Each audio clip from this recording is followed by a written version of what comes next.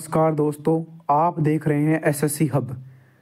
अब हमने इस चैनल का नाम चेंज कर दिया है। पहले स्टडी पॉइंट 247 था, अब एसएससी हब कर दिया है क्योंकि सर्चिंग में और रैंकिंग में बहुत प्रॉब्लम आ रही थी उस नाम से। तो अब परमानेंटली यही नाम रहेगा एसएससी हब। 2 या 3 वीडियोज़ डालने के बाद ये नाम अपने आप सर्चिंग में आने लग जाएगा। तो अभी के लिए नहीं आ रहा है, बट 2-3 वीडियो डालने के बाद आ जाएगा। तो आज का हमारा जो टॉपिक है वो है अनेकार्थ शब्द या शब्द युगम। यानी कि जो अनेकार्थ शब्द हैं, वैसे तो आप इसे पर्यायवाची शब्द भी बोल सकते हो ऐसे। यानी कि जैसे दे दिया अंबर, अंबर को क्या क्या बोलते हैं, अंबर किस किस के लिए प्रयुक्त होता है। जैसे वस्त्र के लिए अंबर प्रयुक्त होता है, आकाश के लिए, कपास के लिए, इत्र के लिए, ऐसे है। और शब्द युगम में वे युगम होंगे जिनका सिमिलर मीनिंग होगा। तो अभी तक हमने लेक्चर किए हैं 4 कंप्लीट। आज हमारा लेक्चर नंबर 5, क्लास नंबर 5। तो आज इसमें 2 टॉपिक हैं, साथ ही टाइम बचेगा तो और भी टॉपिक करेंगे क्योंकि टाइम बचेगा। तो इसके साथ और टॉपिकों को ऐड कर देंगे जो नीचे हैं छोटे वाले टॉपिक। तो इसको कंप्लीट करते हैं। और मैंने जैसा कि बता रखा है कि 10 क्लास में इस जो बुक का है उसका रिवीजन करवा दूंगा, तो टोटली रिवीजन करवा दूंगा। तो चलते हैं लेक्चर नंबर 5 की तरफ। जैसा कि यहाँ पे दे रखा है कि अनेकार्थी शब्द की डेफिनेशन नाम से ही स्पष्ट है। अनेक अर्थ यानी जिस शब्द के अनेक अर्थ निकलते हैं उसे अनेकार्थी शब्द कहते हैं। जैसे यहाँ पे एग्जांपल है अंबर। अंबर के क्या क्या अर्थ निकलते हैं, वस्त्र, आकाश, कपास, एक इत्र, अभ्रक, एक नगर और मेघ, ये सभी अंबर के अर्थ हैं। अरुण, अरुण का अर्थ क्या है, अरुण का अर्थ है सूर्य, रक्तवर्ण, लाल, सिंदूर, कुमकुम और बाल सूर्य, ये सभी क्या हैं, अरुण के अर्थ हैं। नेक्स्ट है आकाश। आकाश का क्या अर्थ है, अशोक। अशोक के क्या क्या अर्थ हैं, शोक रहित, अशोक का वृक्ष, सम्राट अशोक, इन सभी के लिए अशोक का प्रयोग किया जाता है। अक्षर, अक्षर का क्या अर्थ है, वर्ण, नाश रहित, सत्य, मोक्ष, आकाश, आत्मा, नित्य, ये सभी अक्षर के अर्थ हैं। यानी इनके लिए अक्षर का प्रयोग किया जाता है। आप एक बात का ध्यान रखें, यदि आपको पर्यायवाची थोड़ा ढंग से याद है तो लगभग आप इन प्रश्नों को कर दोगे। आज किस किस के लिए प्रयुक्त होता है, बकरा के लिए, मेष राशि के लिए, शिव के लिए, दशरथ के पिता के लिए, ब्रह्मा और जिसका जन्म न हुआ हो, ईश्वर के लिए, इन सभी के लिए अज का प्रयोग होता है। अधर का प्रयोग किन किन के लिए होता है, अंतरिक्ष, तुच्छ, होठ, बिना आधार का, नीचे का, इनके लिए अधर का प्रयोग होता है। अंकुश, अंकुश का प्रयोग किन किन के लिए होता है, नियंत्रण, दबाव, हाथी को चलाने और रोकने का लोहे का अंकुड़ा यानी कि जो डंडा होता है उसके लिए भी अंकुश का प्रयोग होता है। उत्पाद का प्रयोग किस किस के लिए होता है, शरारत, दंगा, हो हल्ला, इसके लिए उत्पाद का प्रयोग होता है। उग्र का प्रयोग किस किस के लिए होता है, भयानक, क्रूर, तीव्र, कष्टदायक, प्रचंड, महादेव, गरम, सूर्य, इन सभी के लिए उग्र का प्रयोग होता है। उपचार का प्रयोग किन किन के लिए होता है, व्यवहार, प्रयोग, चिकित्सा, सेवा, धर्मानुष्ठान, घूस और खुशामद, इन सभी के लिए उपचार का प्रयोग होता है। ऋतु का प्रयोग किन किन के लिए होता है, सत्य, यथार्थ, वर्ती विशेष, मोक्ष, जल, मौसम, इन सभी के लिए ऋतु का प्रयोग होता है। ऋजु का प्रयोग, ऋतु और ऋजु में अंतर है, ध्यान रखें। तो ऋजु का प्रयोग किन किन शब्दों के लिए होता है, सीधा, सुगम, अनुकूल, प्रसन्न, सज्जन, इन सभी के लिए ऋजु का प्रयोग होता है। और का प्रयोग किन के लिए होता है, अन्य, भिन्न, अधिक, विशेष, फिर, इन सभी के लिए और का प्रयोग होता है। कर का प्रयोग किन के लिए होता है, किरण, हाथ, टैक्स और सूंड के लिए कर का प्रयोग होता है। कमल का प्रयोग किन किन शब्दों के लिए होता है, एक फूल है कमल, एक मांसपिंड है, जल है और तांबा, इन सभी के लिए कमल का प्रयोग होता है। नेक्स्ट है कुशल। कुशल का प्रयोग किन किन के लिए होता है, खैरियत, चतुर, प्रवीण, प्रशिक्षित, क्षेम, इन सभी के लिए कुशल का प्रयोग होता है। कोट का प्रयोग किन किन के लिए होता है, कोट का अर्थ होता है किला, गढ़, पहनने का एक प्रकार का सिला हुआ वस्त्र, इन सभी के लिए कोट का प्रयोग होता है। कंद का प्रयोग किन किन के लिए होता है, मिश्री, बिना रेशे की गुड़दार जड़, बादल, शकरकंद, इन सभी के लिए कंद का प्रयोग होता है। कृष्ण का प्रयोग किन किन शब्दों के लिए होता है, वेदव्यास, काला, कृष्ण भगवान, एक पक्ष, चंद्रमा का धब्बा, इन सभी के लिए क्या प्रयोग होता है, कृष्ण। केतु का प्रयोग किन किन के लिए होता है, ध्वज, एक ग्रह, पुच्छल तारा, इन सभी के लिए केतु का प्रयोग होता है। करीब का प्रयोग किन किन के लिए होता है? समीप और लगभग, इन दोनों का प्रयोग किसके लिए होता है? करीब के लिए, यानी कि समीप का अर्थ करीब। कर्ता, कर्ता का प्रयोग किन किन के लिए होता है? करने वाला, परिवार का मुखिया, पहला कारक, यानी इन सभी के लिए कर्ता का प्रयोग होता है। नेक्स्ट है कली। कली का प्रयोग किन किन शब्दों के लिए होता है? कलह, दुख, पाप, 4 युगों में चौथा युग कली, संग्राम और काला, इन सभी के लिए कलु का प्रयोग होता है। कटक का प्रयोग किन किन के लिए होता है? सेना, शिविर, समूह, कंडा, श्रृंखला और चटाई, इन सभी के लिए किसका प्रयोग होता है? कटक का प्रयोग होता है। नेक्स्ट है कन्या। कन्या का प्रयोग किन किन के लिए होता है? कुमारी, एक रात्रि, पुत्री और लड़की, इन सभी के लिए कन्या का प्रयोग होता है। खर, खर का अर्थ है गधा, तिनका, एक राक्षस का नाम, दुष्ट और परखर, ये सभी खर का प्रयोग करते हैं, यानी इनकी जगह आप खर का प्रयोग कर सकते हैं। एग्जाम में प्रश्न कैसे पूछा जाता है? एक आपको स्थान दे देगा और कोष्टक में एक शब्द दे देगा गधा और बोलेगा कि इस गधे को हटाने के लिए किस शब्द का प्रयोग किया जा सकता है, तो आपको वहां पे खर का प्रयोग करना है, ऐसे करके। नेक्स्ट है खंडन। खंडन का प्रयोग किसके लिए होता है? टुकड़ा करना, प्रत्याख्यान करना, विरोध, हिस्से में बांटना, इसका अर्थ होता है खंडन। खराब का प्रयोग किन किन शब्दों के लिए होता है? गंदा, बुरा, नचालू, बर्बाद और नष्ट, इन सभी के लिए खराब का प्रयोग होता है।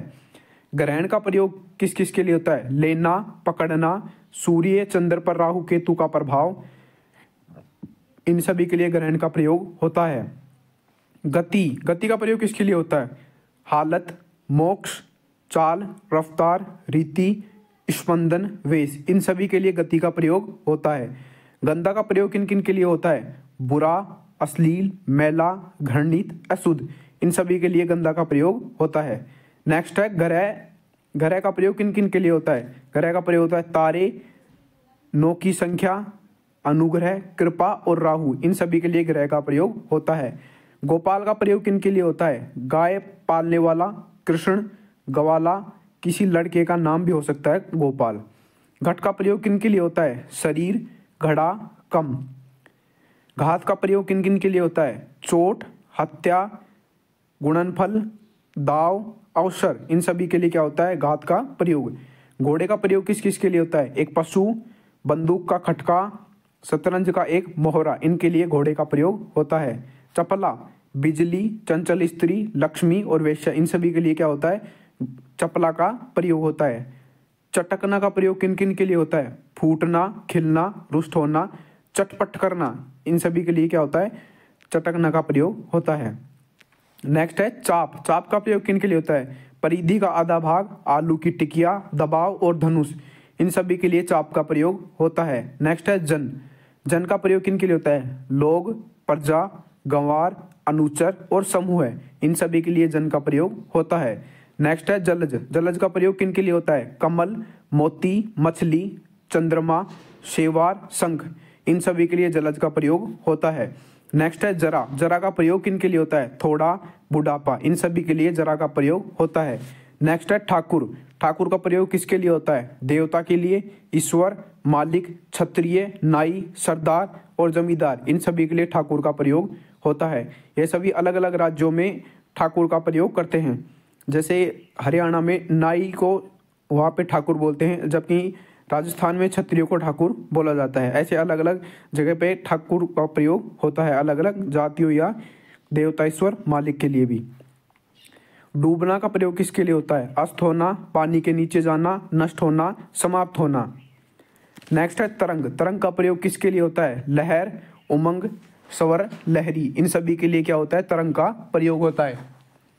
तलब का प्रयोग किन के लिए होता है? चाहे, आवश्यकता, बुलावा, वेतन, खोज, इन सभी के लिए तलब का प्रयोग होता है। नेक्स्ट है तात। तात का प्रयोग किसके लिए होता है? पिता, पूज्य, गुरु, भाई, मित्र, बड़ा, इन सभी के लिए तात का प्रयोग होता है। तार का प्रयोग किन के लिए होता है? तंतु, सूत, इन दोनों के लिए तार का प्रयोग होता है। तीक्ष्ण का प्रयोग किन के लिए होता है? धारदार, तेज, प्रचंड, उग्र, चरपरा, इनके लिए तीक्ष्ण का प्रयोग होता है। नेक्स्ट है तम। तम का प्रयोग किसके लिए होता है? तम का प्रयोग अंधकार, राहु, सुअर, पाप, क्रोध, अज्ञान, कालिक, नरक, मोह, इन सभी के लिए तम का प्रयोग होता है। तत्व का प्रयोग किन के लिए होता है? मूल, यथार्थ, सार, पंचभूत, ब्रह्मा, इन सभी के लिए तत्व का प्रयोग होता है। थान का प्रयोग किसके लिए होता है? ठिकाना, निवास स्थान, किसी देवी देवता का स्थान, कपड़े का पूरा टुकड़ा जिसे गट्ठर भी बोलते हैं, इन सभी के लिए थान का प्रयोग होता है। नेक्स्ट है थल का प्रयोग थल का प्रयोग किसके लिए होता है? भूमि, स्थान, वह जमीन जिस पर पानी न हो उसे भी थल कहते हैं। बाग की माद और ऊंची धरती और रेगिस्तान, इन सभी के लिए थल का प्रयोग होता है। नेक्स्ट है द्विज। द्विज का प्रयोग किसके लिए होता है? अंडज, प्राणी, पक्षी, ब्राह्मण, चंद्रमा, दांत और तारा, इन सभी के लिए द्विज का प्रयोग होता है।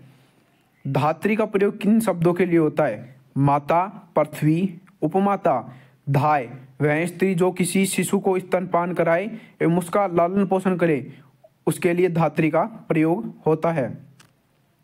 नेक्स्ट है नेपथ्य। नेपथ्य का प्रयोग किसके लिए होता है? वेशभूषा, सजावट, रंगमंच का पिछला भाग, जहां रंगमंच के पात्र सजते हों, उसके लिए क्या प्रयोग होता है? नेपथ्य। नग का प्रयोग किसके लिए होता है? नग का प्रयोग यानी नग किस किस शब्दों के लिए प्रयोग में लिया जाता है? पर्वत, रतन विशेष यानी नगीना, सूर्य, सर्प, वृक्ष और संख्या, इन सभी के लिए नग का प्रयोग किया जाता है। नेक्स्ट है नायक। नायक का प्रयोग किसके लिए होता है? सेनापति, छोटा सेनाधिकारी, मुखिया, नाटक का मुख्य पात्र, इन सभी के लिए नायक का प्रयोग किया जाता है। नेक्स्ट है निशाचर।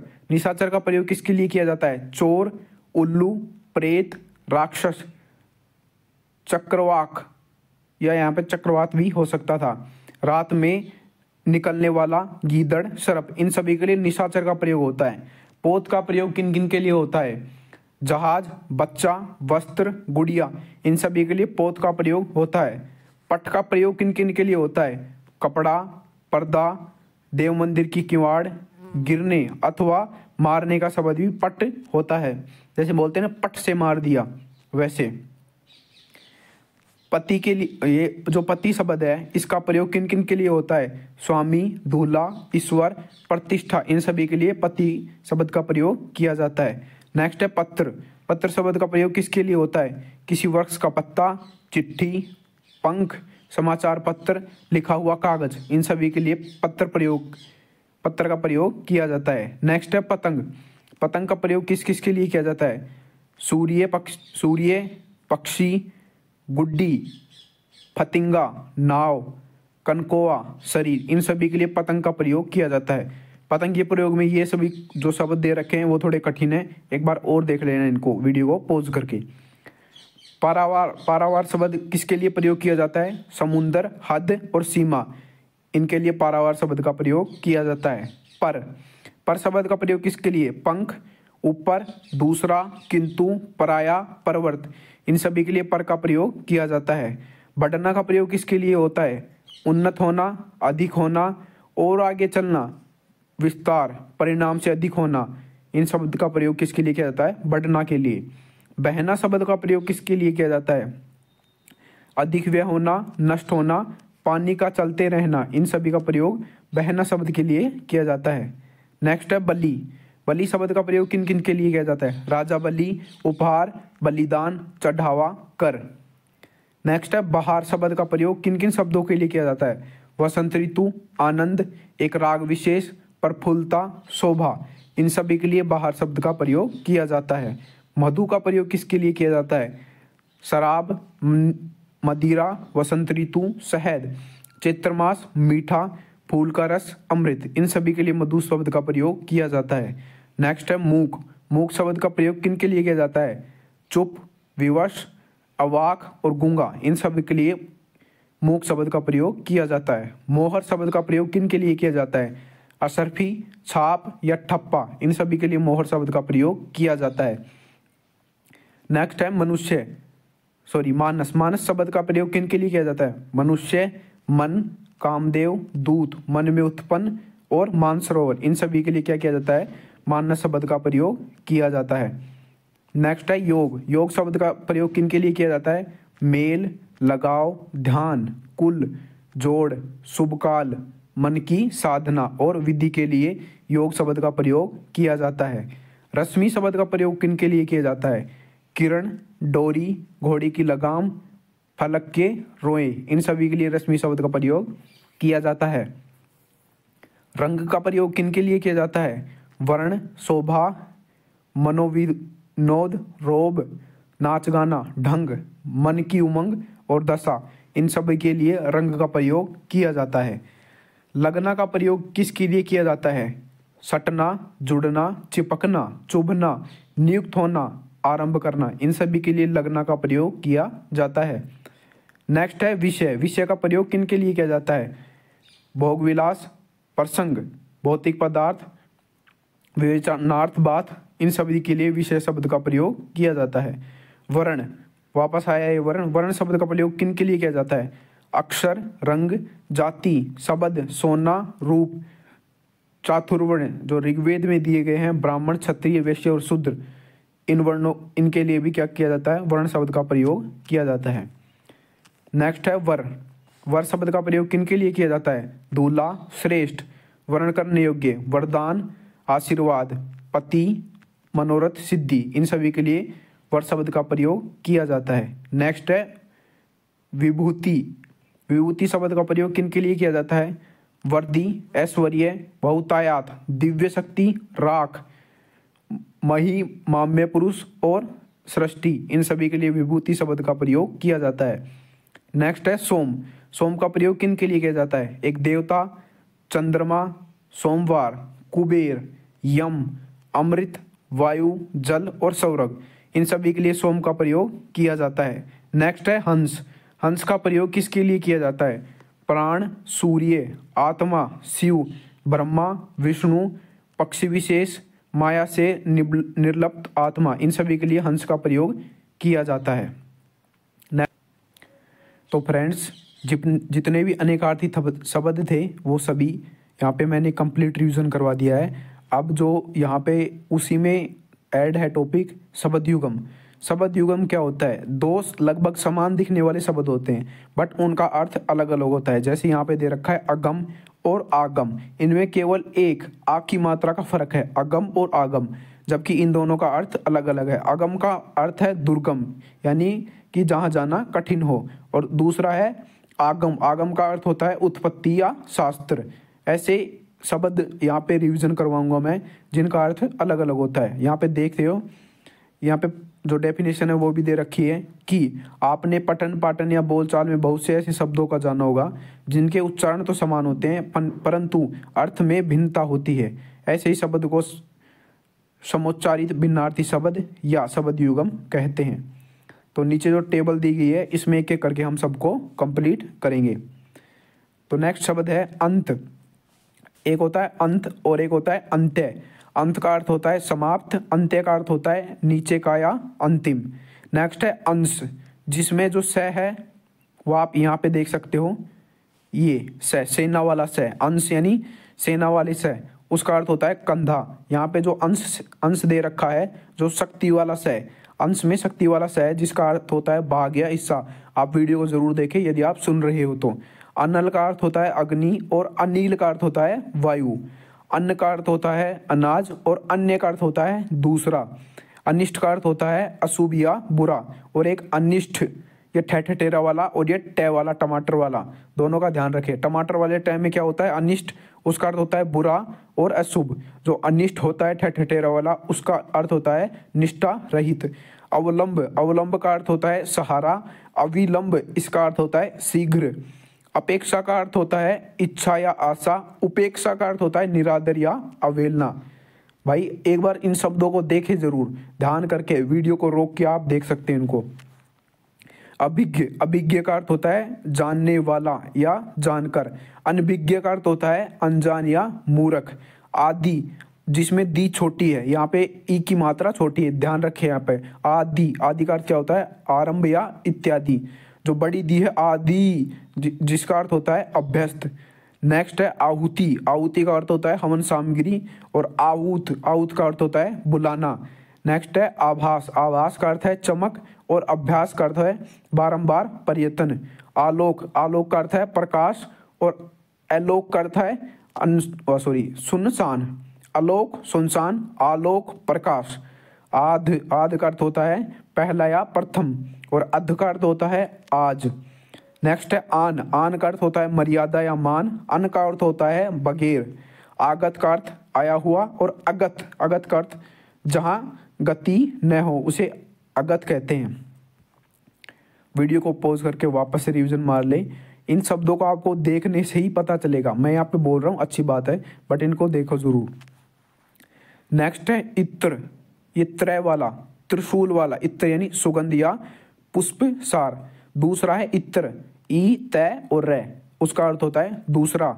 इति का अर्थ होता है अंत, और इर्ति जहाँ पे ई रे की मात्रा ऊपर और ती जिसका अर्थ होता है उत्पत्ति और विघ्न।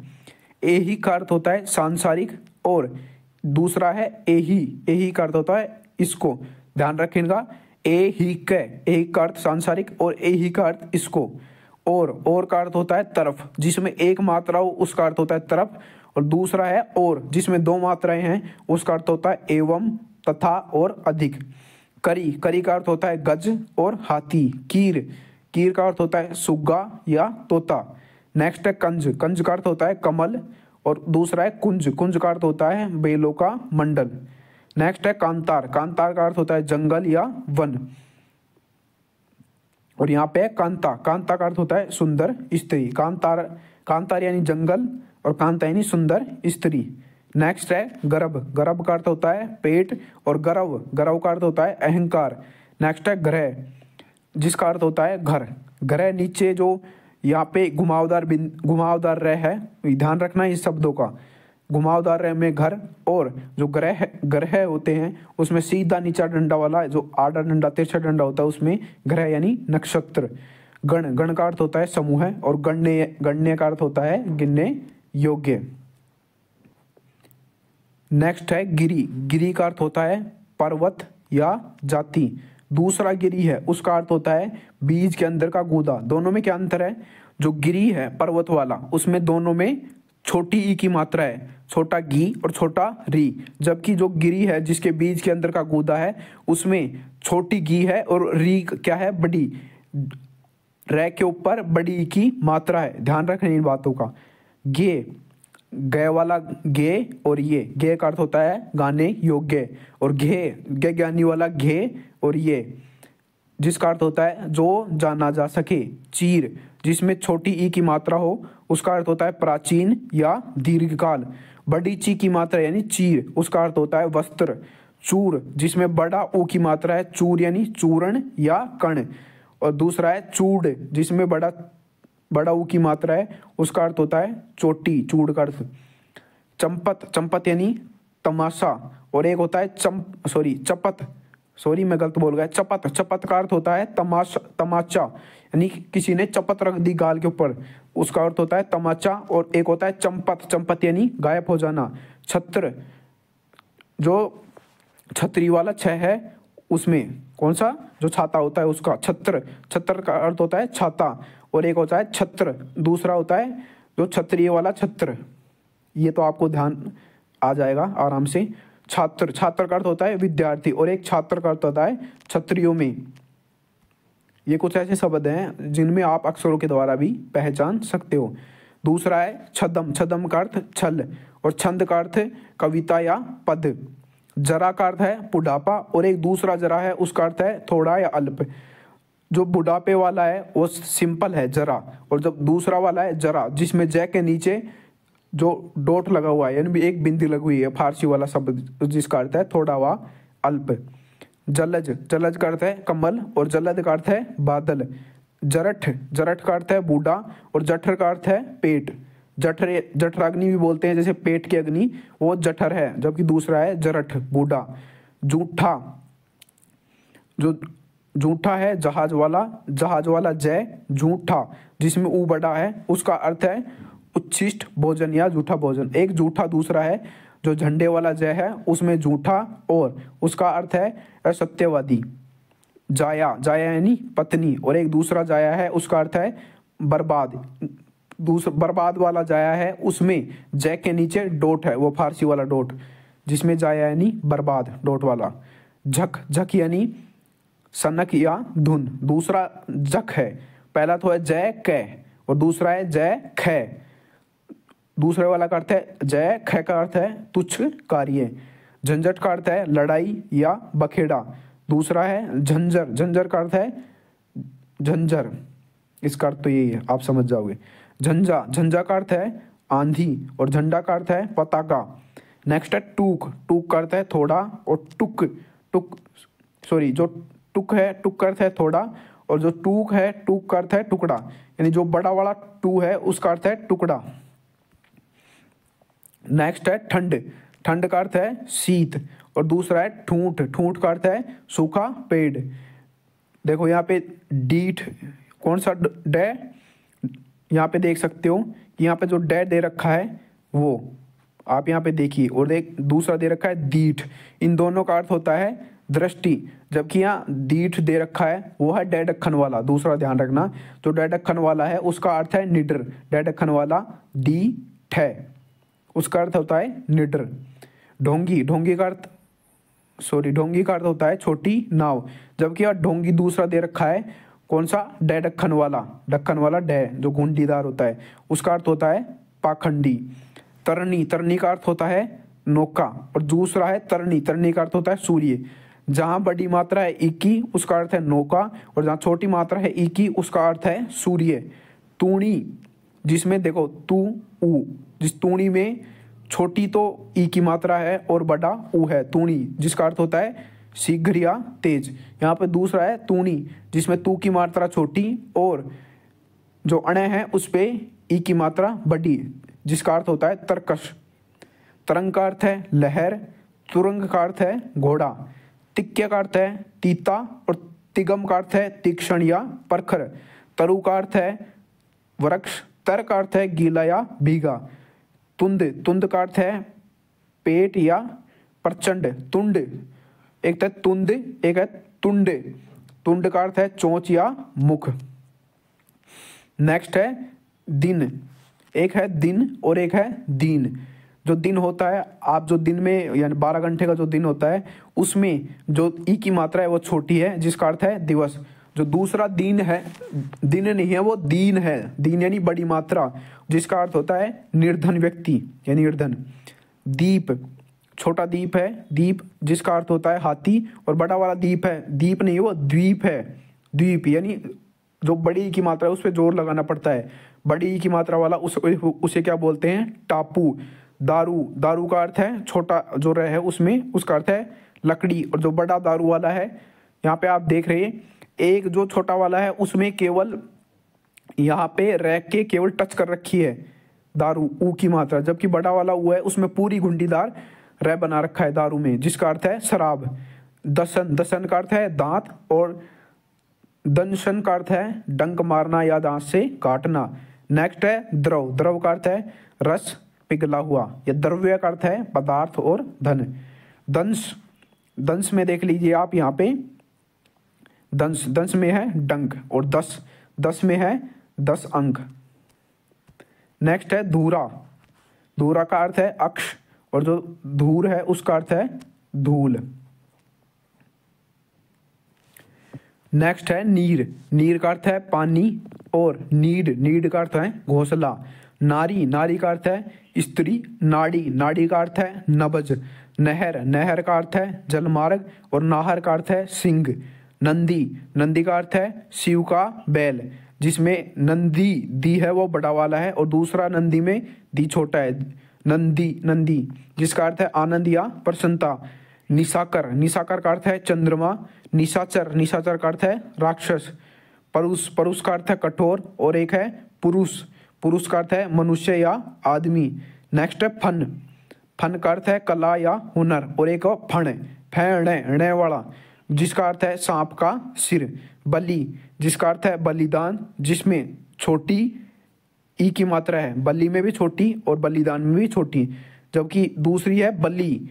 बलि में क्या होता है, वीर बलवान, जिसका अर्थ। नेक्स्ट है बिना, बिना का अर्थ क्या है, रहित और एक है वीणा, वीणा यानी वाद्य यंत्र। बांस, बांस का अर्थ है दुर्गंध और एक है वास, वह वाला वास, जिसका अर्थ होता है रहने का स्थान। एक है बेस, बेस का अर्थ है अधिक या ज्यादा। एक है वेश, वेश का अर्थ है हुलिया। भट्ट, भट्ट का अर्थ है सिपाही या योद्धा। भाट का अर्थ है चारण। भीत या भीति, जिसका अर्थ होता है डर या भय। इसमें देखिए ती की मात्रा छोटी है और भी की मात्रा बड़ी है, बड़ी भी छोटी ती, भीति डर या भय। दूसरा वाला है जिसमें दोनों मात्राएं छोटी हैं, भीति, भीति का अर्थ है दीवार। मूल, मूल का अर्थ है जड़, जिसमें मुंह की मात्रा बड़ी है, ऊ की। मूल्य, मूल्य का अर्थ है कीमत। मनोज, मनोज का अर्थ है कामदेव। मनुज, मनुज का अर्थ है मानव। मल, मल का अर्थ है गंदगी। और मल्ल, मल अलग है और मल्ल, मल्ल यानी पहलवान या योद्धा। नेक्स्ट है मद, जो द वाला मैं है यहाँ पे, जो सिंपल वाला द है उसका अर्थ है अहंकार, और जो मध्य, मध्य है उसका अर्थ है शराब या मदिरा। नेक्स्ट है मत, मत का अर्थ होता है राय, और मति का अर्थ बुद्धि। रंग, रंग का अर्थ वर्ण, और रंग का अर्थ गरीब या निर्धन। रन, रन का अर्थ है झील या ताल। रण, रण का अर्थ है युद्ध। रति, रति का अर्थ है प्रेम। रथ का अर्थ है लीन। रक्त, रक्त का अर्थ है खून या रुधिर, और रिक्त का अर्थ है खाली या शून्य। लक्ष्य, लक्ष्य का अर्थ है लाख, लक्ष्य बोल रहा हूँ ओनली। लक्ष्य, लक्ष्य का अर्थ है उद्देश्य या निशाना। नेक्स्ट है लोटा, लोटा का अर्थ है जलपात्र, और एक है लोटा जिसमें डबल मात्रा है, उसका अर्थ है वापस, लोटा। वर्ण, वर्ण का अर्थ है घाव, और एक दूसरा वर्ण है जो रंग या अक्षर वाला है। जो वर्ण वो वाला है घाव वाला, उसमें तिरछा रहा है, यानी तिरछी तीर से घाव कर दिया, ऐसे याद रख लो आप तो सीधा सीधा। नेक्स्ट है विष, विष का अर्थ है जहर, और एक विष है ओनली से वाला, ध्यान रखें इसका बात का। इसका अर्थ होता है कमल या नाल। सर, सर का अर्थ है बाण, और दूसरा वाला सर है उसका अर्थ है यहाँ पे तालाब। इन दोनों का ध्यान रखना।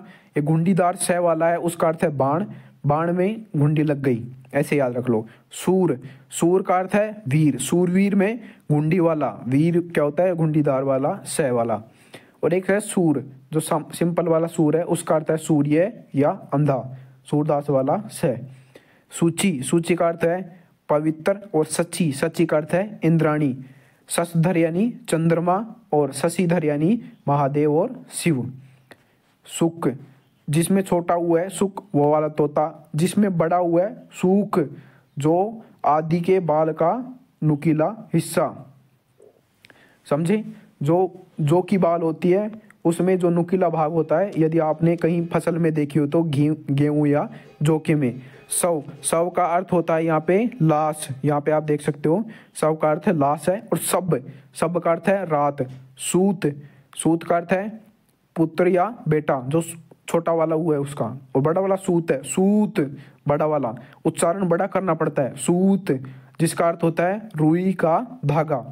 नेक्स्ट है सुमन, सुमन का अर्थ है फूल, और सौमन, सौमन का अर्थ होता है अपना मन। नेक्स्ट है सुर, छोटा वाला सुर यानी देवता, और बड़ा वाला सूर, जिसका अर्थ होता है सूर्य या सूरदास।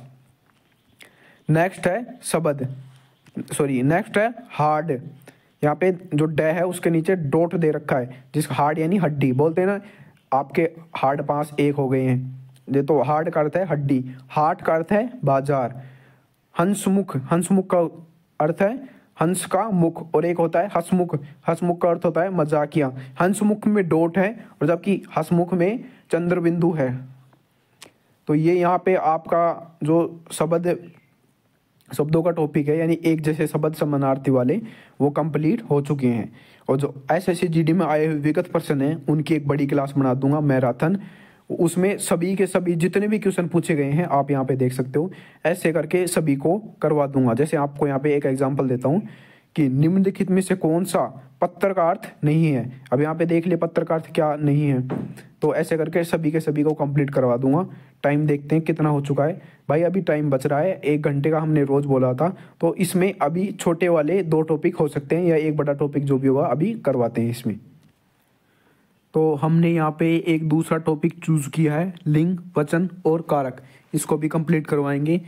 और यहाँ पे ये 3 टॉपिक हैं, लिंग, वचन, कारक। इनसे कुछ ज़्यादा डीपली प्रश्न नहीं पूछे जाते हैं, स्टेट पीसीएस की तरह। बट यहाँ पे जो भी प्रश्न पूछे गए हैं एसएससी जीडी में पिछले सालों में, उनके हिसाब से इसमें जो भी दे रखा है वहाँ पे इसको रिवीजन कंप्लीट करवाएंगे, और उसके बाद जो बड़ी वीडियो आएगी उसमें टॉपिक वाइज सभी के सभी प्रश्नों को कंप्लीट करवा देंगे।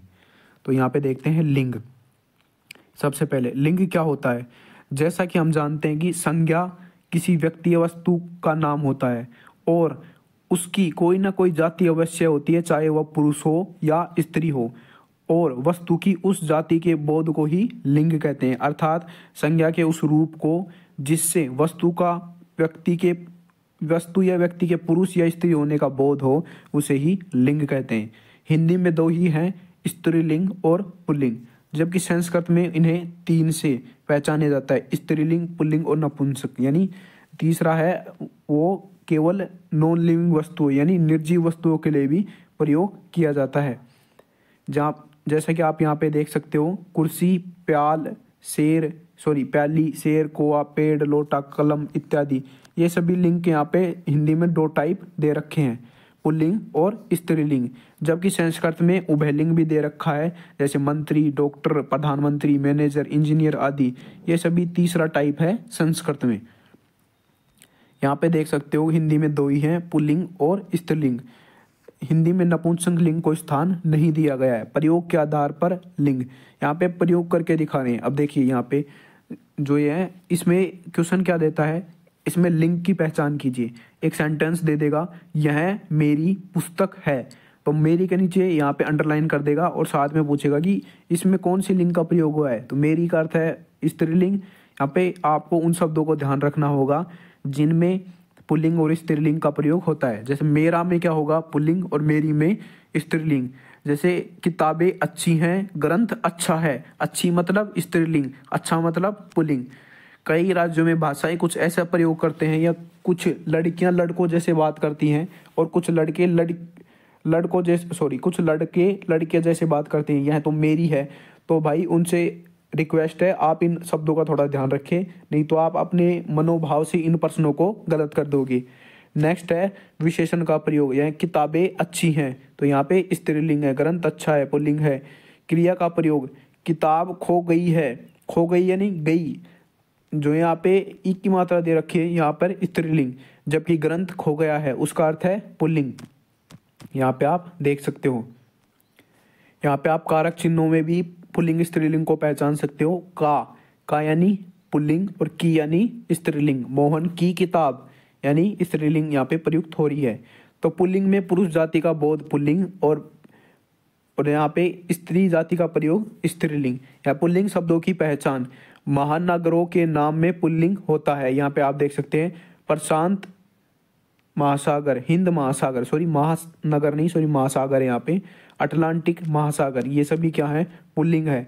जल स्तर और भूखंड के नाम में पुल्लिंग होता है, जैसे देश, नगर, समुद्र, द्वीप, भारत, चीन, जापान, रेगिस्तान, सरोवर इत्यादि क्या है, पुल्लिंग है। जबकि हम यहाँ पे बोलते हैं भारत माता, तो माता शब्द वहाँ पे स्त्रीलिंग है, जबकि भारत शब्द पुल्लिंग है। तो यदि हम पूरा प्रयोग करेंगे भारत माता, तो वो स्त्रीलिंग बनेगा। इन शब्दों का भी ध्यान रखना। जबकि जो श्रीलंका है वो स्त्रीलिंग शब्द है। पेड़ों के नाम पुल्लिंग, शीशम, नीम, पीपल, आम, बरगद आदि। जबकि अपवाद शब्द है वो ज्यादा पूछे जाते हैं, तुलसी, खेजड़ी, इमली, ये सभी क्या है, स्त्रीलिंग है।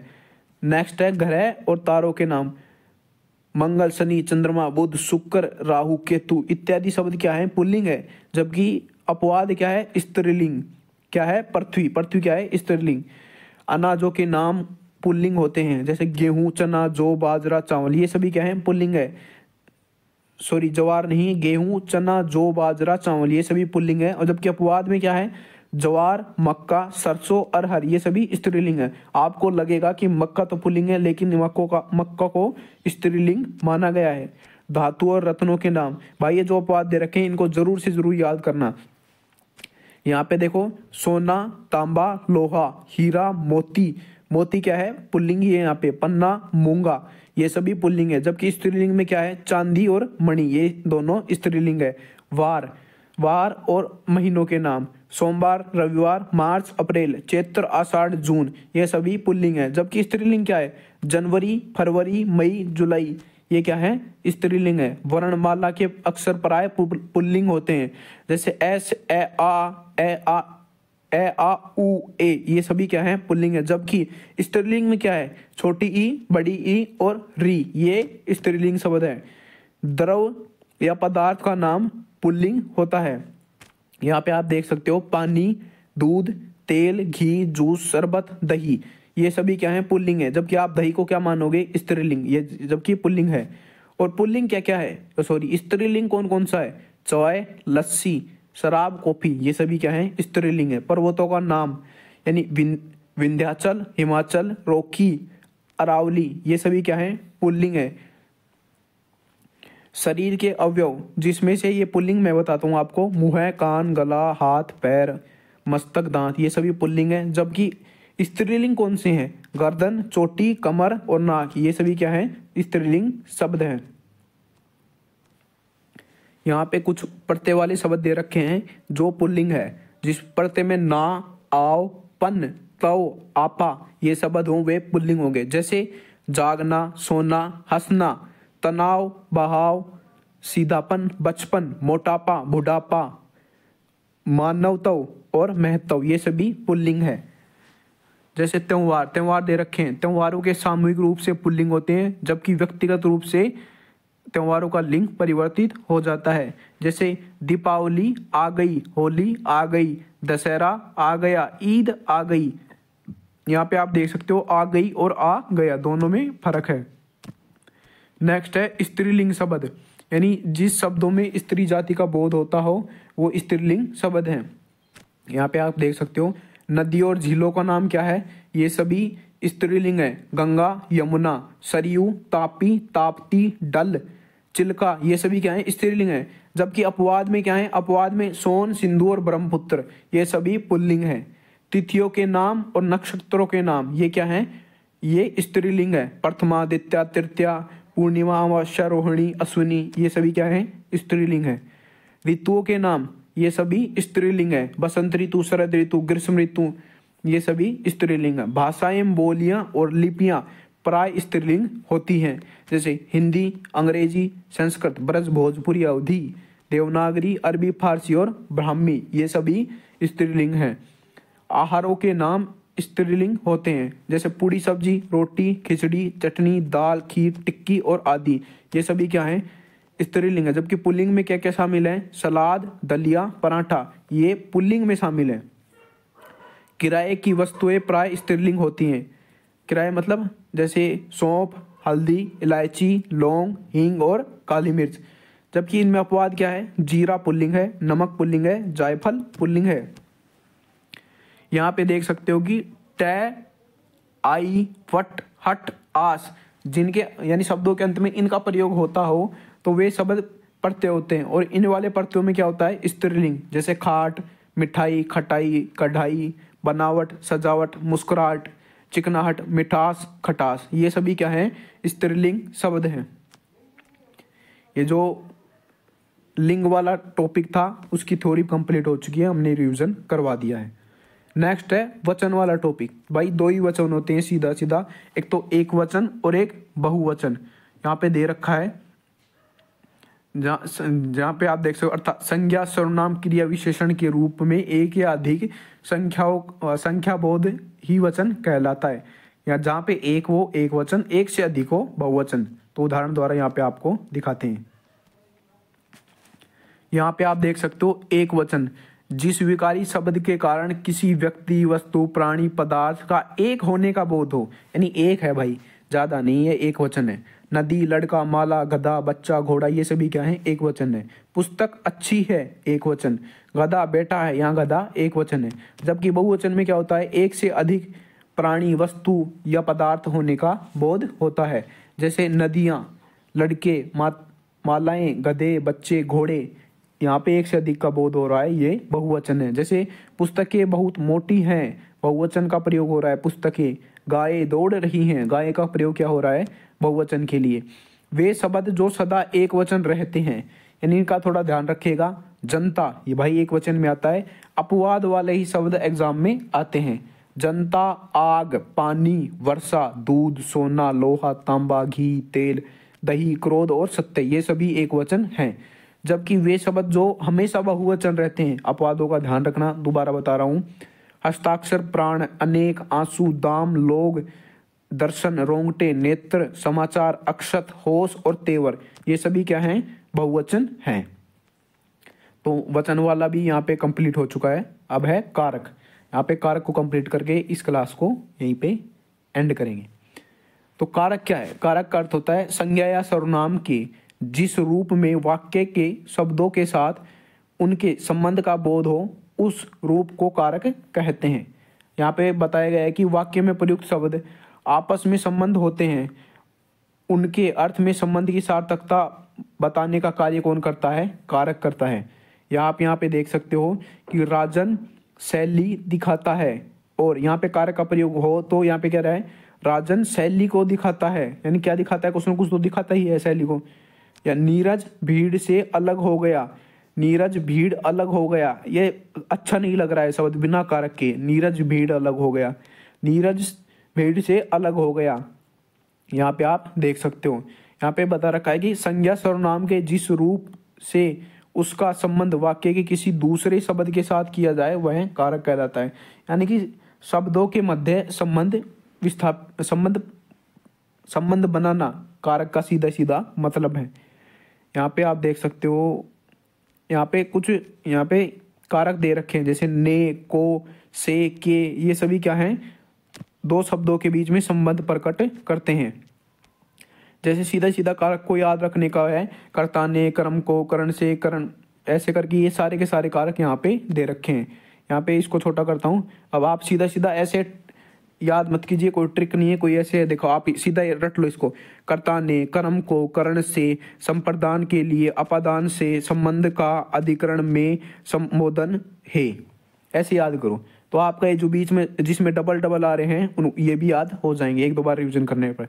जैसे याद करो, कर्ता ने, कर्म को, करण से, संप्रदान को, अपादान से, संबंध का अधिकरण में संबोधन है, ऐसे याद कर लो आप इनको। जैसे जहाँ पे ने का प्रयोग होगा वहाँ कर्ता कारक होगा, जहाँ को का प्रयोग होगा वहाँ कर्म कारक होगा, जहाँ से या के द्वारा प्रयोग होगा वहाँ करण कारक होगा, जहाँ को प्रयोग होगा या के लिए प्रयोग होगा वहाँ संप्रदान कारक होगा, जहाँ से प्रयोग होगा वहाँ अपादान कारक होगा। अपादान और करण में एक अंतर है, जहाँ से प्रयोग होगा वहाँ अपादान में अलगाव यानी विष्टाव का प्रयोग। यहाँ पे एक उदाहरण देता हूँ कि सीता जी राम से दूर हो गई, यानी अलग हो गई। यहाँ पे अपादान कारक है, अलगाव का प्रयोग किया गया है। जबकि संबंध कारक में किस किस का प्रयोग हो रहा है? का, के, की, रा, रे, री, ना, नी, ने, इन शब्द का प्रयोग। अधिकरण में में और पर का प्रयोग। जबकि संबोधन में जहां पे आश्चर्यजनक शब्द प्रयोग हो रहे हैं, हे, हो, अरे, अजी, अहो, ये सभी। और यहाँ पे आप देख सकते हो कि कारक के 8 भेद हैं, नीचे दे रखा है। कर्ता, कर्म, करण, संप्रदान, अपादान, संबंध, अधिकरण और संबोधन। मैंने आपको इन्हें समझा भी दिया है ऐसे ऐसे करके। ये शब्दों के बीच में वाक्य के बीच में प्रयोग होते हैं, दो शब्दों के बीच में संबंध बताने के लिए। यहाँ पे फर्स्ट कारक है कर्ता कारक। कर्ता कारक क्या है? वाक्य में जो शब्द काम करने या क्रिया करने के लिए प्रयुक्त होता है अर्थात क्रिया करने वाले के अर्थ में आता है उसे कर्ता कारक कहते हैं। कर्ता कारक की विभक्ति ने है। जैसे राम ने खाना खाया, योगेश ने जीतू को चाटा मारा। तो आप इस बात का ध्यान रखें, एग्जामिनर में ये प्रश्न पूछा जाता है, ये एक सेंटेंस दे देगा और साथ में पूछेगा निम्न में से कौन सा कारक है, या आपको बोल देगा कि निम्न में से कर्ता कारक है। देखो एग्जाम दो टाइप से प्रश्न पूछता है। पहला टाइप बताता हूँ आपको, ये सेंटेंस दे देगा राम ने खाना खाया और नीचे दे देगा यह कौन सा कारक है। ऑप्शन 1 कर्ता, कर्म, करण और संबोधन, ये दे देगा। तो आपको चूज करना है कर्ता कारक। दूसरा किस टाइप से देगा? दूसरा ये देगा कि निम्न में से कर्ता कारक कौन सा है। आपको 4 सेंटेंस देगा, जैसे योगेश का जीतू से झगड़ा हो गया, राम ने खाना खाया और संज्ञा का सर्वनाम से विच्छेद, संबोधन की संस्कृत से अधिकरण। तो आपको यहाँ पे पहचानना है कि कौन सा कर्ता कारक है। बस इस प्रकार टाइप देता है। आप इनकी परिभाषा याद ना भी करो तो चल जाएगा, बट आपको ये तो याद करना है कि कौन कौन सी विभक्तियां कौन कौन से कारक में है। आप इस टेबल वाली ऊपर वाली टेबल को जरूर याद कीजिए। यहाँ पे कर्म कारक है कि संज्ञा सर्वनाम के जिस रूप में क्रिया का फल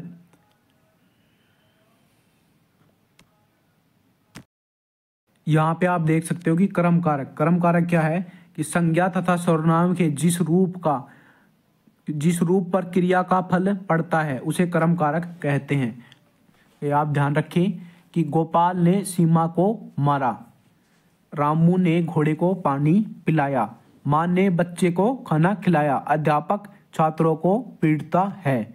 करण कारक, करण कारक में क्या है, जिस शब्द या साधन के द्वारा क्रिया पूर्ण की जाती है या वाक्य में जो साधन या शब्द की क्रिया के संबंध का बोध कराता है करण कारक कहलाता है। करण कारक में से और के द्वारा दोनों विभक्तियां यूज होती है। जैसे आकांक्षा ने गुलेल से फल तोड़ा, अक्षिता कलम से किताब लिखती है। ये सभी आपको ज्यादातर इनकी कारक विभक्ति याद रखनी है। किसमें क्या कारक विभक्ति है। संप्रदान कारक, वे शब्द जो वाक्य में किसी के लिए कुछ करने या कुछ देने का बोध कराएं उसे क्या कहते हैं, संप्रदान कारक कहते हैं। यहाँ पे देखिए कि संप्रदान कारक की विभक्ति के लिए प्रयोग होता है के लिए, यहाँ पे आप देख सकते हो। और दूसरा है को,